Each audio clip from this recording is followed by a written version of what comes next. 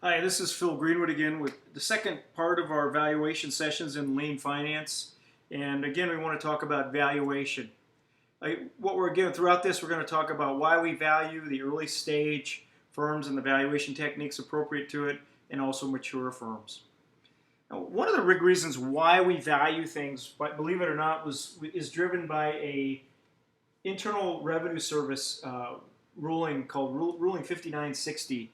It was made in 1965, which directed businesses on valuation techniques for a variety of different reasons. And what they basically talked about when valuing a business or an asset is that you should look at the nature and history of the business, incorporate the economic outlook of the general economy and the industry, utilize book value and the financial condition of the firm as two drivers of value, look at the earnings and profit capacity of the firm as well as the dividend paying capacity. So we look at these factors when trying to do a valuation of a firm for investment purposes or whatever.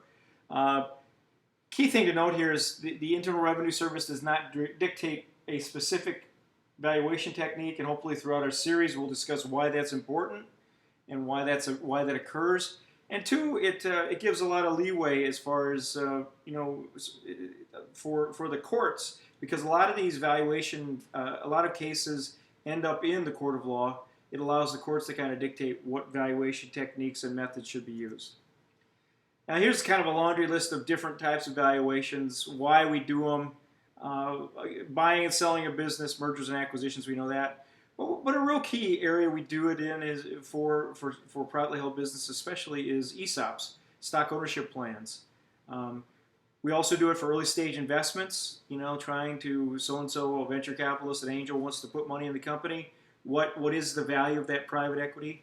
Also, we have to spend a good deal of time deriving a value and a worth for public offerings, be it an IPO or a secondary offering.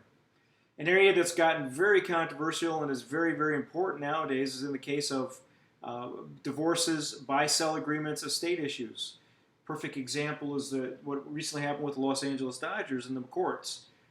One party suing the other, and a good portion of the lawsuit being based on what's the value of the Dodgers.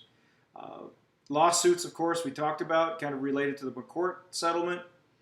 Licensing agreements, especially in universities when they're trying to transfer technology discovered by researchers. They want to license it out. Well, they've got to develop some way of valuing that agreement to determine a price for it. And then finally, especially in today's world where people want to save their cash as much as possible, there's a lot of bartering going on. Well, how do you determine the value of that bartering, especially for tax issues? Well, I think if we could just value an asset based on this principle, we'd probably be set. The best way to value an asset and investment in a company is what's the purchase price at the time of purchase or sale. The Internal Revenue Service uses this as one of the major guides of what the value of an investment is when an early stage company is selling. The issue that always comes up, though, is that it's not realistic, because a lot of companies, privately held companies, do not have a stock that's bought or sold on a continuous basis. So there can be a big time frame between pricing of stock or pricing of an asset. That time difference can be can cause a big change in valuation. So what we want to get at in the next couple series is different techniques of valuation.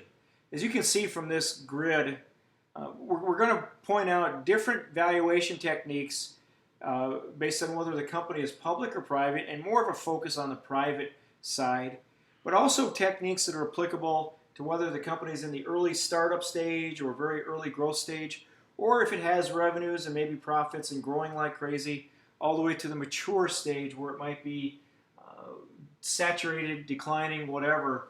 There's different valuation techniques that are applicable to each group. In total, I've come across about 20 different valuation techniques. Some are just offshoots of other ones, but there's a variety of ways to value businesses, and that's what we want to cover throughout.